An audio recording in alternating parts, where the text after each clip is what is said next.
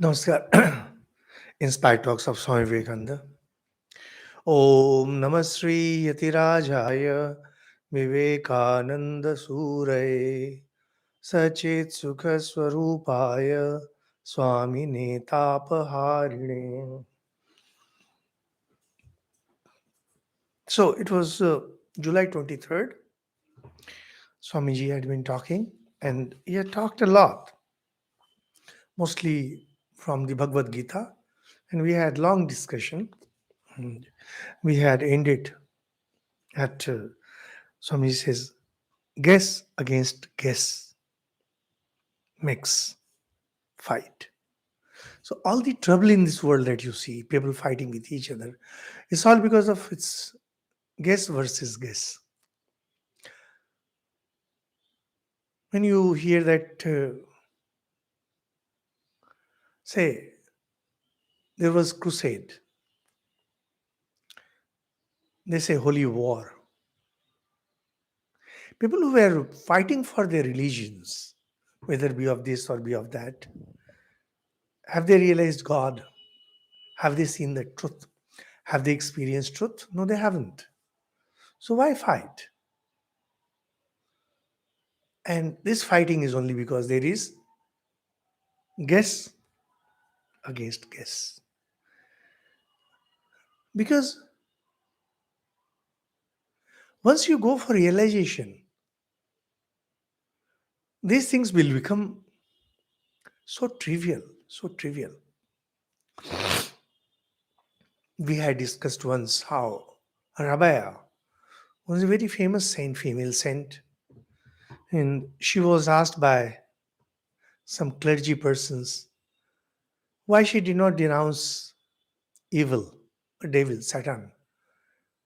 And she says she would love to, but her mind is so full of God, Allah, that she cannot think of anything outside that. Well, that is the attitude. That's the thing. If you're truly immersed in God, if you're truly immersed in anything, how can you think of something else? If you can think of something else, it only means that you are not into it. To give you a very crude example, I'm in Ramakrishna Mission, a monk. If I am not deep into the Ramakrishna Mission, if I am not deep into monasticism, then I'll think of the world, I'll think of this success, that success, and I'll look at the success of others and failures of others. But if I'm deep into Sri Ramakrishna, who is our ideal, how can I have time to do something, to do anything else? That's why you will see that great achievers, great personalities, be scientists or be artists, singers, writers, they generally make very poor administrators. Very poor administrators. They cannot apply their mind to day activities. And more importantly, they can't even look after their own families. And that's why all over the world, particularly in India, the responsibility of managing the household was with the ladies. Why? Because not only that male members were hunters and gatherers, they are also expected to dedicate themselves to whatever they were doing. That they failed is a different thing. That's not our issue. The principle was that. So, because we are not into that, everything that we know about religion is guesswork. And everything that we are convinced of is essentially guesswork. And that's why there is so much of problem. And we are cursing in the name of God, we are abusing in the name of God, we are hurting others in the name of God, and we are murdering people in the name of God. We had discussed all this, and then it was afternoon, and there was a short conversation Although it's written that hmm, it's written afternoon, but it was after dinner. Swamiji was talking, and by now you must be remembering it was Miss Waldo who had made longhand notes, and she writes, "Delusion creates delusion." Now, before we get into delusion, etc., first let's see what's reality. What's reality? Reality is me. I am the reality. If somebody says that I don't exist, then everything that person says is meaningless. And when we say I exist, I always exist in relation to our surroundings. This is something obvious.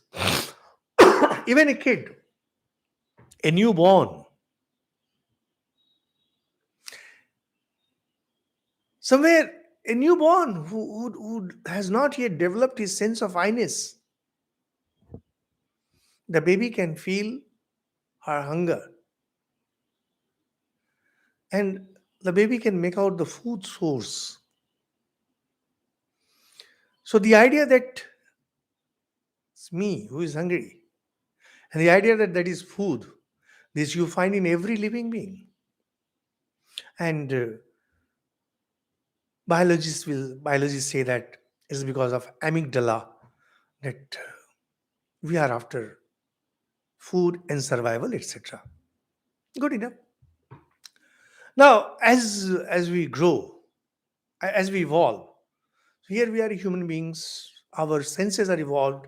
Our brain is evolved. Our mind is evolved. And two distinct realities. Here I am, and here is this world. And I'm getting this world as sense packets, data, data packets through our five senses. The world is continuously releasing its data, continuously, just like something like you can say photons coming out of light source. So five different kinds of data, and these five excite our five senses. And once our senses get excited, the data reach the brain, that is mind, whatever term you use, depending on what approach you take. So we are not going into that conflict. We have discussed this in Raj Yoga in detail. And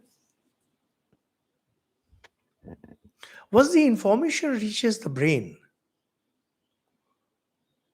it identifies the incoming sense data as something that it wants, something it doesn't want, or it is neutral. In most cases it is neutral. In most cases it is, sorry, in most cases of accepted data, it is something that one loves, and in certain cases one dislikes under normal conditions. But when you are moving in enemy territory, most things are what you want to get rid of. Now, wherever there is identification of love, I mean to say, it creates pleasure, it gives you joy. And there are cases where you get disturbed. Even lower animals, they want to run away from their enemies. So we know there are people who are our detractors. There are people whom we don't like. Enemies is a very strong term, but detractors, critics, etc., in presence of whom we don't really feel comfortable. So ultimately, it boils down to pleasure. We enjoy. What exactly we are enjoying? The sense data. When we eat something, And when we say that, oh, it tastes so good, we are taking some edible, putting it on our tongue, in our mouth, and data is being carried to the brain centers. Ultimately, it's only just, it's so frightening. Just to think of the way computers are just carrying information packets. Just like that, everything that we are enjoying, just it's a data packet, nothing more than that. Just data packet. And there are things that we like, and the number of things we like is much more than number of things we dislike. Because things we don't like, we move away from there. So if you don't like a particular neighborhood, you will see that you are always on lookout of finding a place where you can go and settle so that you can be at peace. Monks, they are so fed up with the world, they give up everything and go stay in a monastery. Now, two very interesting things come here. What we have been discussing. We are talking about the world, we are talking about ourselves, we are talking about sense data. Ultimately, it is knowledge. Mind understands only one thing, and that is knowledge. Mind does not understand anything else. Just like a weighing scale, it just knows how to weigh. It only knows weight. Exactly like that. Just like that. Mind understands only one thing, knowledge. Once the sense data enters, mind knows it. Just knowledge. Now, whether it be pleasure or pain or whatever it be, it's all knowledge. When we are talking about pleasure and pain, they are the reactions. But as far as mind is concerned, it's only pleasure, nothing beyond that. Sorry, it's only knowledge. Now, all of you must have noted a very interesting thing.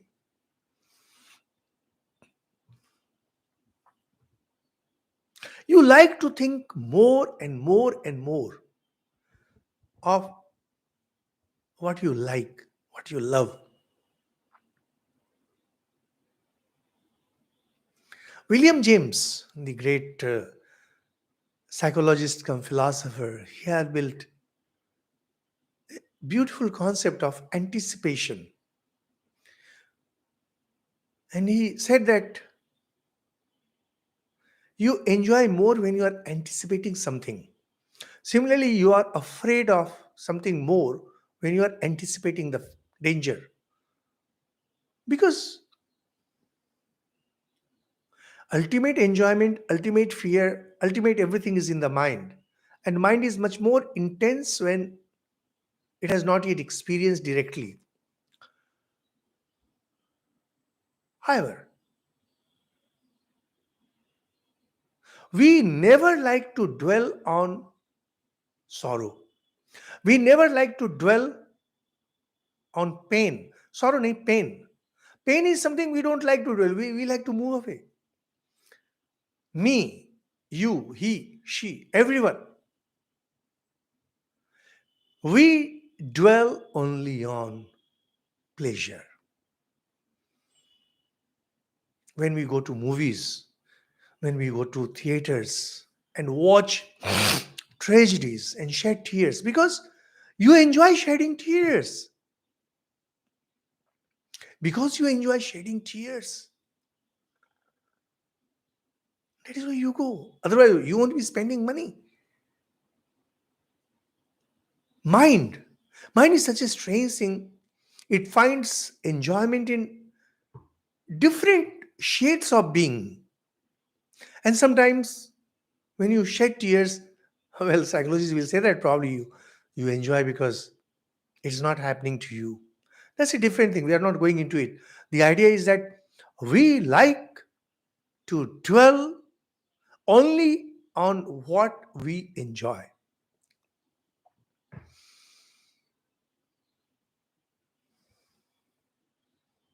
Those who enjoy foul words, filthy words, means those who use, actually they enjoy. A rasa, they get a rasa out of it. When you're sitting quietly, you will see that your mind might go to some incidents when you had some kind of pain, but you won't be dwelling much on that. Normally, you create your imaginations, you create your imaginary world on something that is pleasurable to you. Now, even when people like great poets, they create tragedies, so they're finding joy in that. And in present times, they will sell their manuscript, have movies made, and they will earn a lot. And joy lies there in earning wealth. So they write tragedies. Bottom line is that you like to dwell only on what is pleasurable to you. Number one. Number two, when you are all alone, when you are imagining things, you imagine only the pleasurable things. Perchance, if your mind goes to something negative, for example, somebody had hurt you, you go into imagination and say that, oh, if only I could meet that fellow, I would have taught him or her a lesson. You are basically enjoying teaching the lesson, not that you want to dwell on that pain. And there are some psychological disorders where people want it, but ultimately it's that. Ultimately, it is your being that you love, and it is your being that you like to imagine things about. There's a young mom who's a very young baby. Mom likes to keep on thinking about the baby. There's a young couple, fresh in love. They keep on thinking about each other. There is enmity between the two. They don't like to think much. They keep on planning revenge because in planning revenge there is pleasure because they feel that they will show their strength in this way.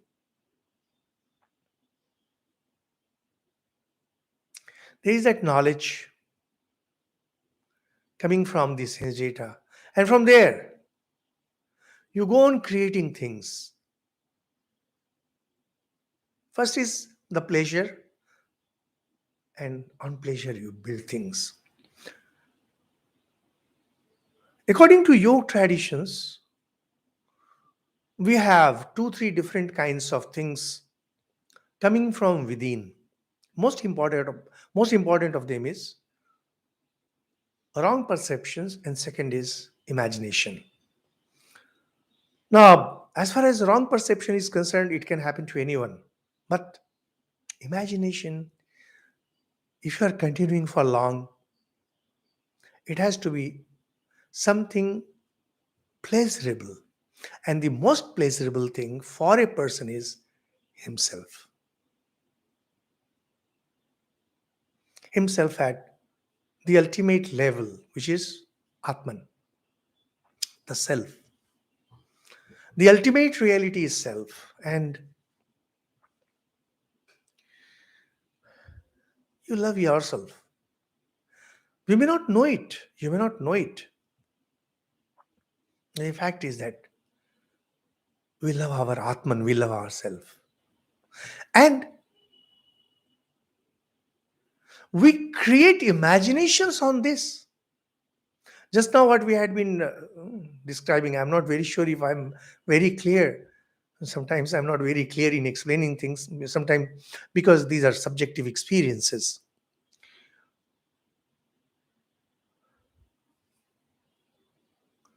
Just remember that sense data come of those, we keep the pleasurable things and we like to dwell on them. When we like to dwell on them, we create a universe around that pleasurable thing. And the most pleasurable thing is I myself, the Atman. And due to that, we create a whole universe on this Atman. And the way when we are alone, we imagine things. And when we are lost in the thought of our beloved, our loved ones, you know, when we were kids and it was vacation time, we'd be going back during a break. And well before the vacation time, maybe 7, 10 days before, we would get into that imagination mode. Hoga. We will go and train will be like this and we'll get down and what kind of surprises we will give. It's just into imagination. Why? Because love it. And when it was time to go back to the school, we never imagined things because it was harsh reality. This happens with everyone. Ultimately, it is delusion. Reality is, well, the reality, sense data. But at the higher level, if you really go deep, the reality is Atman. And Atman loves itself. And it loves to stay in the thought of itself. And it creates a universe around itself. And this is that universe. This is that world. The way we create a universe around ourselves. And what we love, we create a universe around it. Ultimately, it is all delusion. Reality is, reality is something entirely different. So just remember that whenever there is imagination, and imagination is a kind of delusion, imagination is always on the pleasurable. Always on the pleasurable. Even if it has something to do with pain, there is that idea of how to escape it or how to take revenge, etc.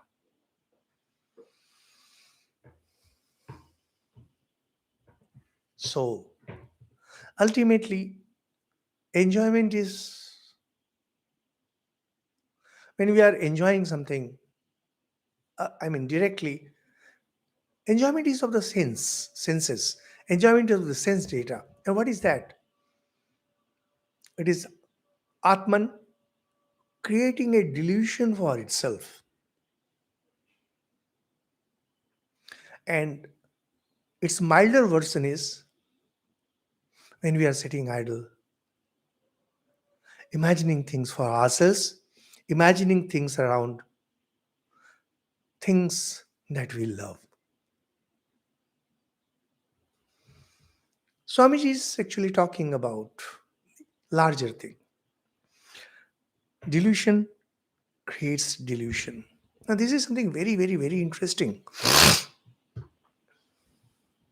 This pen, this pen cannot create another pen. It's not possible. But in imagination, you can make this pen give birth to many pens and many pens.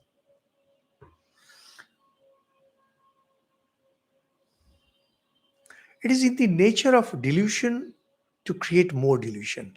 Reality cannot produce more reality. Atman cannot create more Atman. But Maya is the ultimate delusion.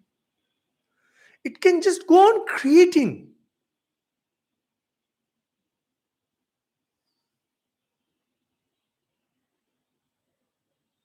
Physics is telling us that the universe extends 15 billion years, light years, or whatever. After some years, they will again change that. It makes no difference either to us nor to them.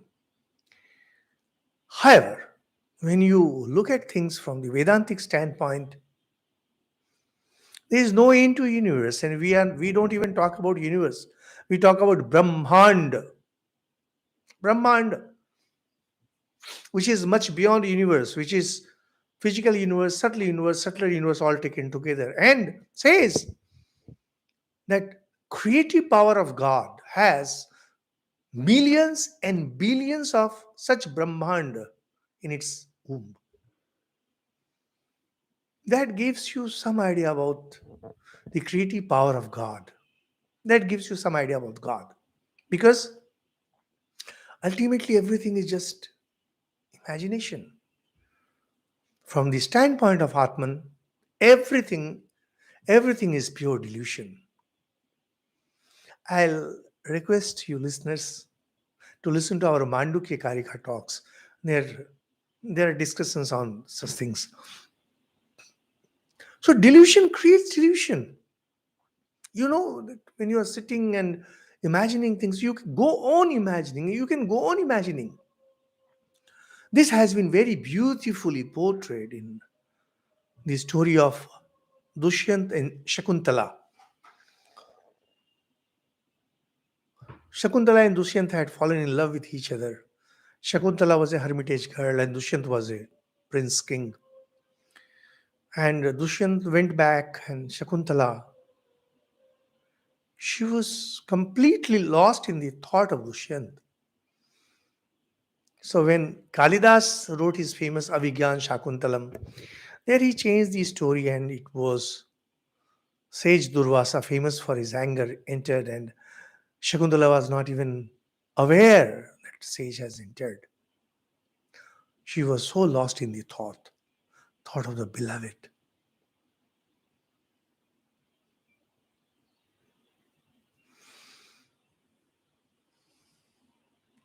We never stay lost, we never stay immersed in the thought of pain.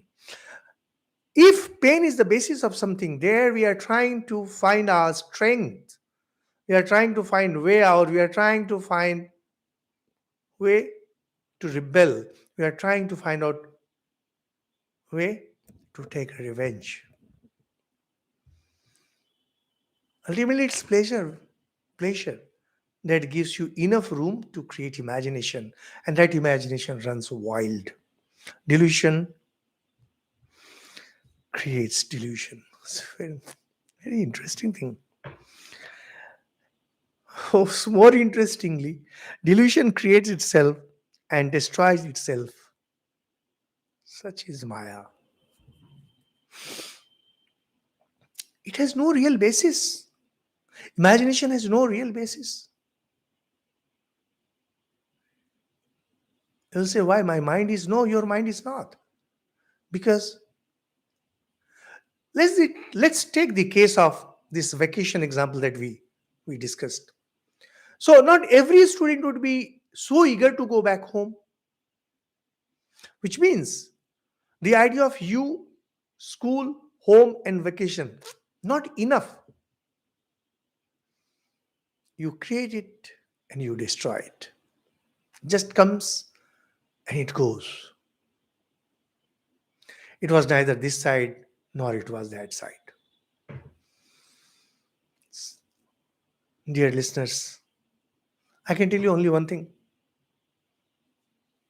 These are extremely frightening talks, frightening thoughts. That's why Vedanta is not meant for everyone. Anytime we would prefer to have a God, a merciful God, who is sitting high up somewhere there, and in our misery we can go pray, oh God, have mercy on me. Oh God, shower this, shower that, give us this, give that. That's so easy and so comforting. Yeah, Vedanta. It shatters all your delusions. It shatters your comfort zone. If your comfort zone goes away, how do you live? You can't. Life becomes so difficult. Life becomes so miserable. That is why Vedanta was not taught to the masses. All knowledge, there is a bracket so called, being based on Maya is a vicious circle, and in time, that very knowledge destroys itself. This knowledge is not self knowledge, this is a knowledge of the world in the sense of sense packets. You might remember the example that we used many times, that there was this Adam and Eve, and when they ate that apple, they had the knowledge of the world and they were expelled. And the world began. As I say, the theater of the absurd began. It's all absurd, absurd, and absurd. So knowledge creates more knowledge and more knowledge and more knowledge. But what is knowledge? It's all product of the mind. And what is mind? Mind itself is matter. Mind itself is under Maya. Every knowledge is what? Ultimately, it's delusion. And knowledge destroys itself. When? When you go into samadhi. Through spiritual practices, when you reach samadhi, when you go to samadhi, when you reach that, knowledge destroys knowledge. Those of you familiar with Sri Ramakrishna's life would remember that when he had this vision of Mother Kali, everything else became secondary to him. And finally, when he had to go for that sadhana where there is ultimate unity, that supreme knowledge destroyed this knowledge. Knowledge keeps destroying itself. Because ultimately, every knowledge, whatever knowledge, even knowledge of God, it belongs to Maya. Mukti belongs to Maya. Bondage belongs to Maya. Everything belongs to Maya.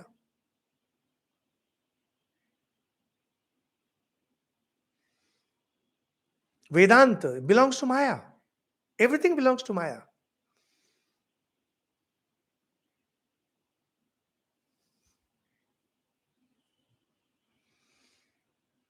And yet, you have to take help of this to get out of Maya. The example they very often use is, if a thorn enters your body, you have to take another thorn and bring out that thorn, throw it away. Well, that's what the scriptures say. That's what the masters have said.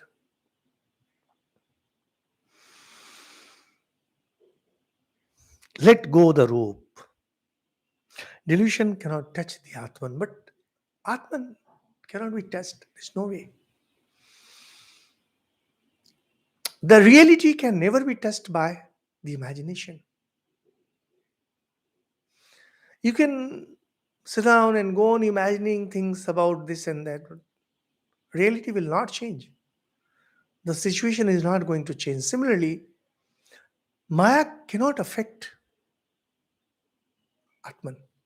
In imagination, the imaginary characters that you create, thousand things can happen to each of those characters, and thousand things can happen to those events that you have been imagining. But as far as your real life is concerned, a real situation is concerned, nothing changes.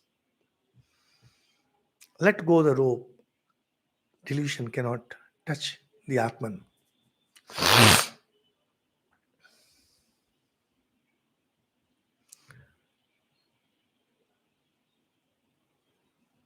When we lay hold of the rope, that is, identify ourselves with Maya,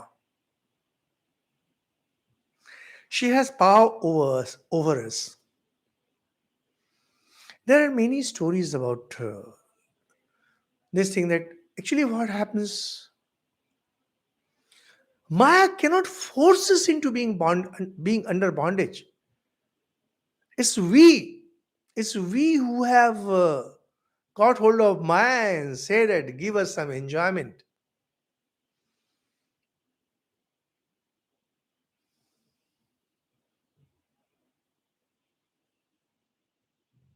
It's a very strange thing, but this is fact.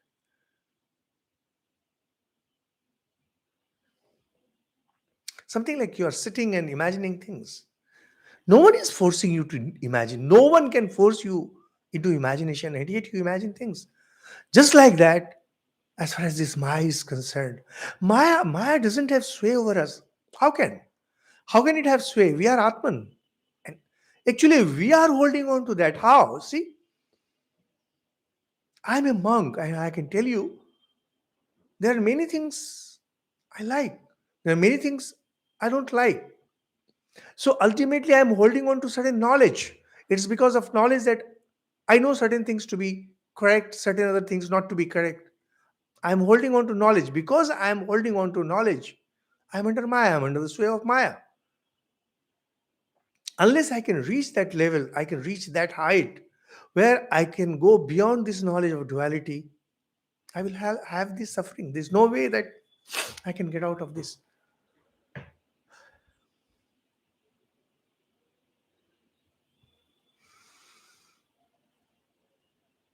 Let go of it.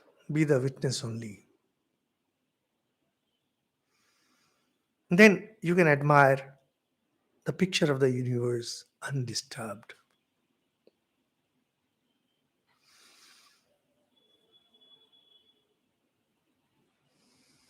Such a simple thing.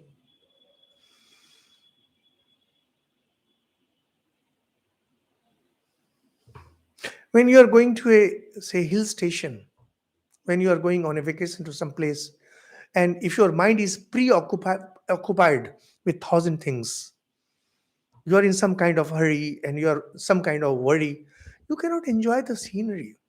To enjoy it, you need to be calm. Your mind needs to be calm.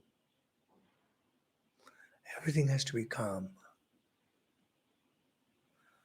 You let go of everything.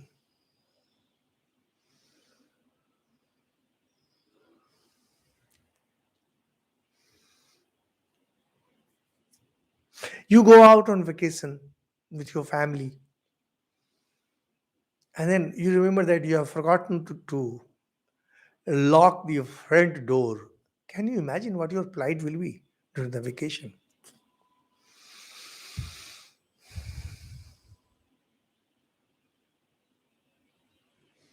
Or another example that is used by the monks. You have kept milk to boil and you are doing something, you are trying to meditate. Can you really meditate with your milk on the stove to boil? Can you? Be just the witness, just keep watching, and you will enjoy. We don't really enjoy the world. We think we enjoy the world, but we don't. We just hold on to little this, little that. That is holding the rope, and we think we are enjoying. If you really want to enjoy the world, be the witness. See, nowadays there is this famous expression, particularly in the jargon of the managers, passion. Passion. Can you really enjoy if you have passion? No, you cannot. No, you cannot. You go to you go to watch a match. You are identified with a particular team. Can you enjoy football? No, you cannot. Worse, if you are a player, can you enjoy that match? No, you cannot. To enjoy the match, first thing is you need to watch it. Second thing is watch it as a witness. When I was young, even as a young monk, I could never understand how people could enjoy cricket matches or football matches without getting identified.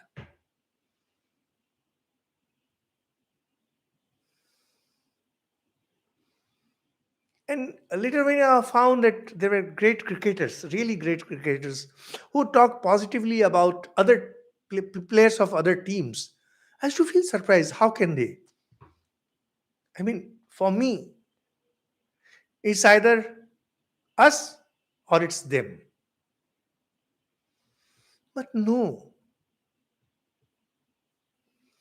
truly great players. They acquire some level of detachment, and that's how they can become really great. They see themselves as separate from what's happening. We discussed earlier also this thing. That great achievers in sports, they become completely deaf to their surroundings. You will find that you will enjoy this world much more once you can detach yourself, both you with pleasure and pain. So when pain comes, you if you give a detached look, once long ago, I was talking to one of my friends, and I was talking about friends, monastic friend, and I was talking about some kind of pain that I had and in the past, and I was telling that, see, I feel as if it happened to someone else. He said, actually, that is the way.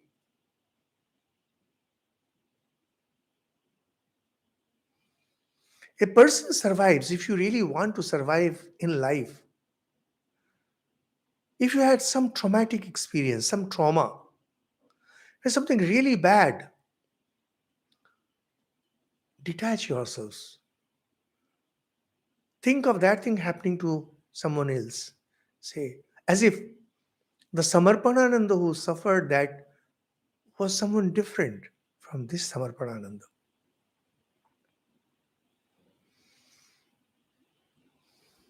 Once I heard a senior monk who was in administration, he had taken some decisions which was not really very good. Now he was much later he was asked by some junior who had not known about it. Oh Swamiji, how could you do it? And the senior very clearly said, it happened at a different place at a different point of time. Don't discuss it here.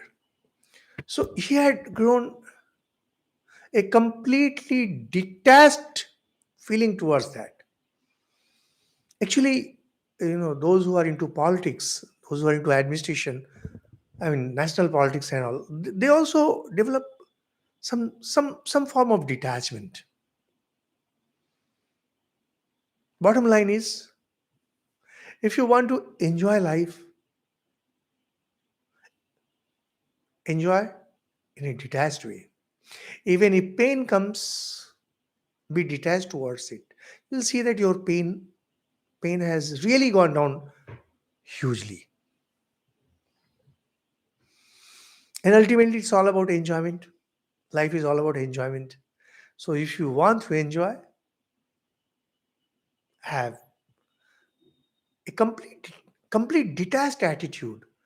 And the example that we use, when you are traveling, when you're on a vacation, when your mind is calm, when there is no worry, when there is no hurry, you enjoy the scene.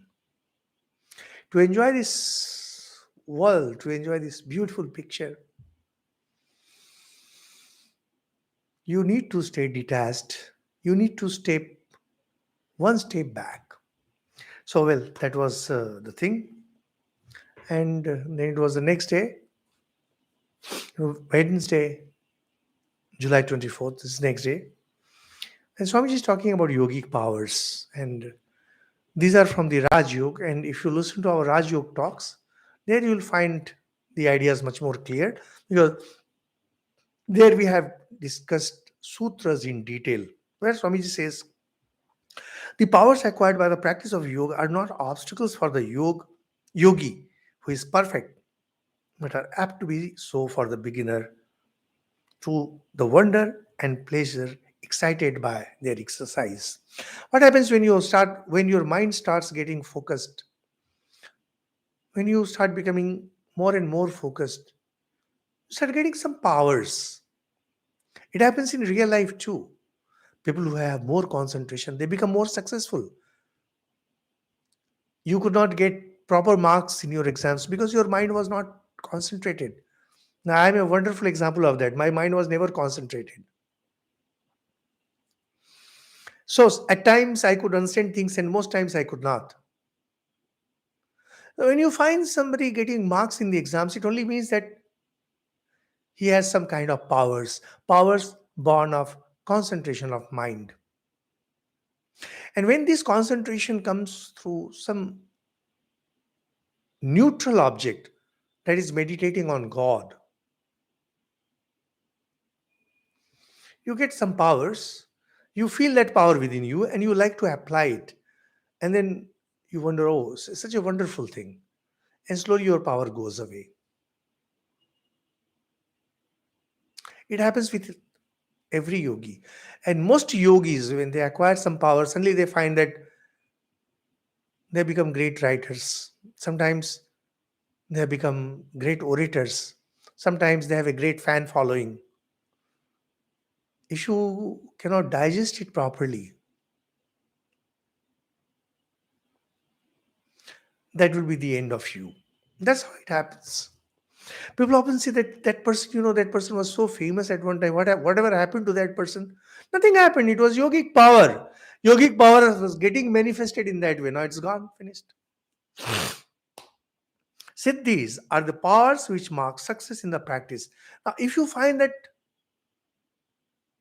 you are getting certain kind of powers, some recognition, some fan following, or some other kind of occult powers, you know that you are on the right path.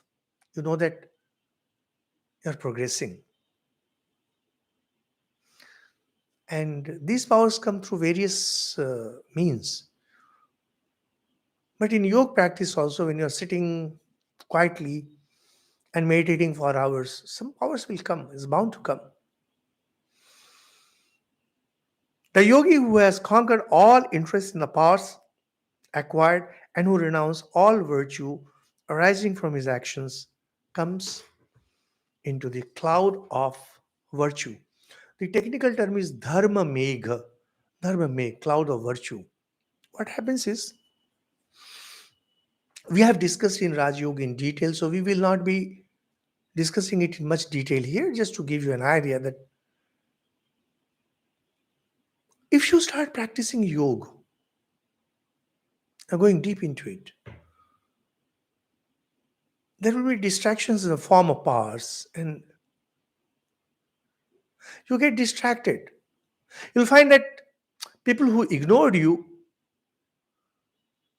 are now becoming respectful towards you.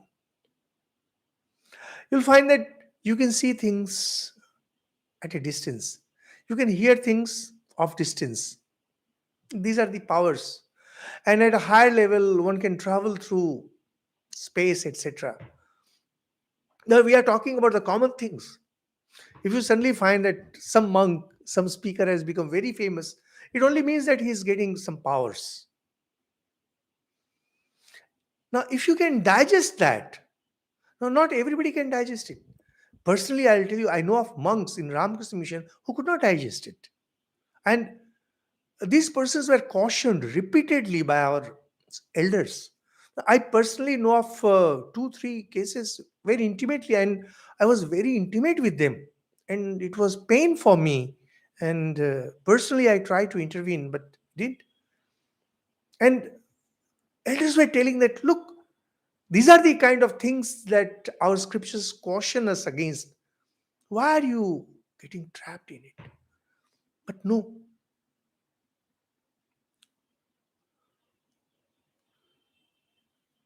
power enters your head, yogic powers. And it is extremely intoxicating. I don't want to get rid of it. It ruins you, ruins you.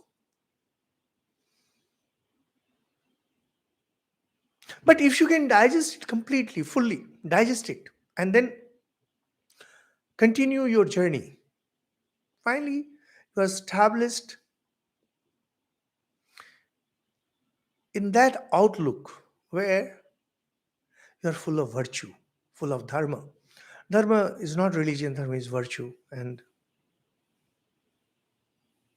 that is when holiness radiates from you.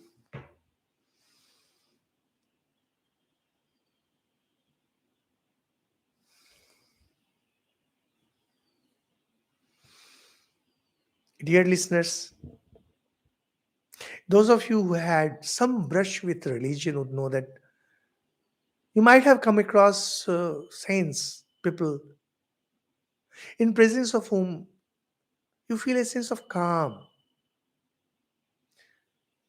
You feel like going silent.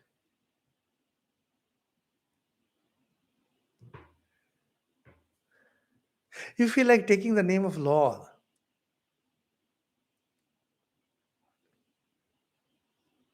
And other places, you tend to become violent. I'll give you one example. I'm not sure if it fits, but it's such a beautiful incident. We had one monk from England, was a British national, and he was narrating it to us. And he said when he was young, and there was an elderly monk, and often he used to go to him and massage his head just like this. And this young monk, if any thought entered his head, even slightly, the senior monk would immediately start shaking his head. No, no, no, like that. It's a fact. And we have heard of that senior monk from many other monks. That senior monk, that elder monk, he was so established in virtue, dharma, that this junior monk, if he thought of anything other than God, the senior monk started shaking his head. No, no. And this monk was telling that for the entire duration that he was staying at Belur Math, it was an experience in meditation whenever he was with him. However, dharma makes samadhi is it's a kind of samadhi where holiness radiates from you. If I tell someone take Lord's name, I will be abused because they say that why don't you take names? Why don't you sit down and take Lord's name? Because I don't radiate holiness. I'm not established in that. This is directly related to absorbing the powers that come to you because of yoga practices. And then Swami says meditation is on a series of objects, concentration is on one subject. These are technical things we have explained in detail in Raj Yoga. And then comes mind is cognized by the Atman. Now, where we had begun this world and the mind and Atman,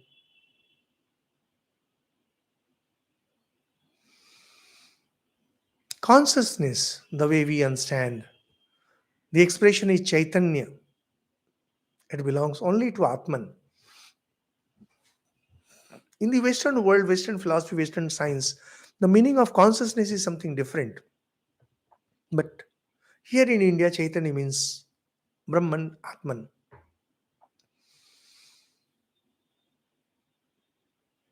And it loves to think at times. I don't know why.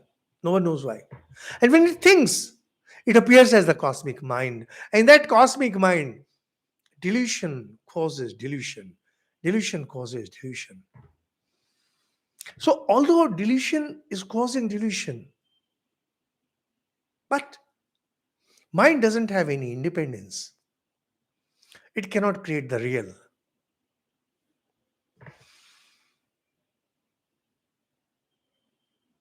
And the whole thing is cognized by Atman at the ultimate level, the way everything that we are imagining is cognized by our mind. So, mind is not self illumined.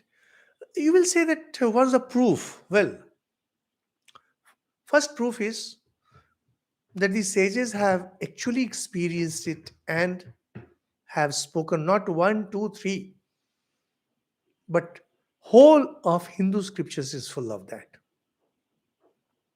Second, if you listen to our Rajyog talks, there we have explained why mind has to be matter. And Swamiji repeatedly explains, and Swamiji uses different set of arguments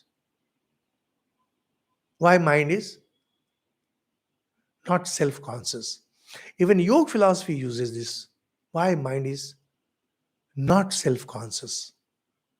That means, sorry, self-luminous, you can say. That is, it's not conscious because if mind were truly conscious the way Atman is, its properties would have been different. The moment you say that I'm happy today, I'm not happy today, my mind is not working well today, I'm not focused. So you're able to study your mind. Nothing can act on itself. Mind cannot know itself. There's no way. Atman also cannot be known by Atman. One can only be one with Atman. The Atman cannot be the cause of anything. So Atman cannot cause anything. There's just no way. So what is this creation? Well, we have we have discussed it too many times. If you understand, you understand. How can the Purusha join itself to Prakriti? Now we are coming back to Raj Yoga. Prakriti is Jada. See, with due apologies to some great philosophers, wherever there is a dualism, there is dualistic approach to life, the kind of explanation they come up with when it comes to God and world, why God created this universe and things like that, at times you feel that they're being too naive, childish, and at times you feel that they're indulging in sophistry, just play of words. Because they want to believe that this creation is true. They want to believe that God created it, but they do not find any rationality in it.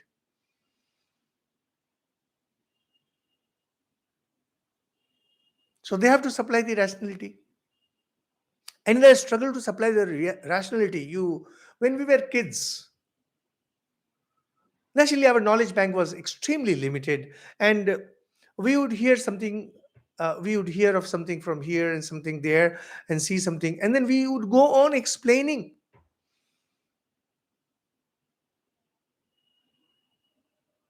And those explanations were plain stupid. Whatever the dualists may say of whatever system of thought, the fact is that there is no way that you can explain creation. You cannot explain the inequality in creation, injustice in creation. There is no way. But worst thing is, Purush being consciousness, Prakriti being insentient, Jada. How can two dissimilar things ever join? It's a common sense. Two dissimilar things, even water and oil, they cannot combine. There has to be some point of similarity. Unless there is some point of similarity, how can they join? And that's why sometimes we use glue. Now, when we use glue to attach something to some other thing which cannot be joined, some common element is found.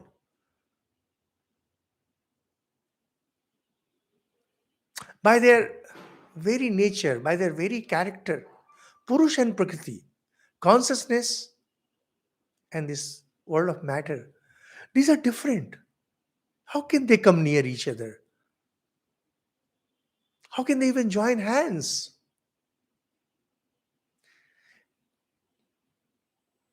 You'll say marriage of convenience. What convenience? It's not politics, it's not war that they will be looking for their conveniences. It does not. It is only elusively thought to do so. Vedanta is very clear that Purus and Prakriti actually, they never join hands. It is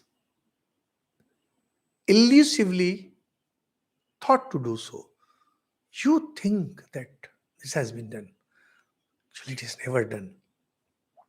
As I told you, these are Vedanta, the ultimate truth, but so difficult to digest.